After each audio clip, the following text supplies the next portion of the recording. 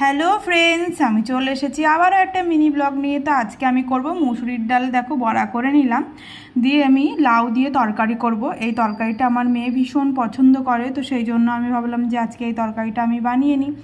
আর আমি এখন অসুস্থ বলে মেয়ের অনেক কিছুই মনের ইচ্ছা পূর্ণ হয় না খাওয়ার, তো দেখলাম যে আমি এখন রান্নাঘরে ঢুকে গেছি, তো ফ্রিজে কিছুটা দুধ ছিল, তো ভাবলাম যে মেয়ের জন্য একটু আইসক্রিম বানিয়ে দিই। তো আমি আইসক্রিম দেখো কী দিয়ে বানাই, কাস্টার্ড পাউডার দিয়ে বানাই।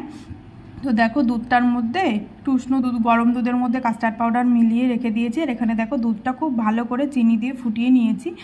নিয়ে এবার কাস্টার্ড পাউডার মেশানো দুধটা দিয়ে দিলাম, দিয়ে ভালো করে কিছুক্ষণ মিশিয়ে নিলে তারপরে রেখে দেবো। ঠান্ডা হয়ে গেলে দেখো কতটা জমে গেছে ঠান্ডা হয়ে।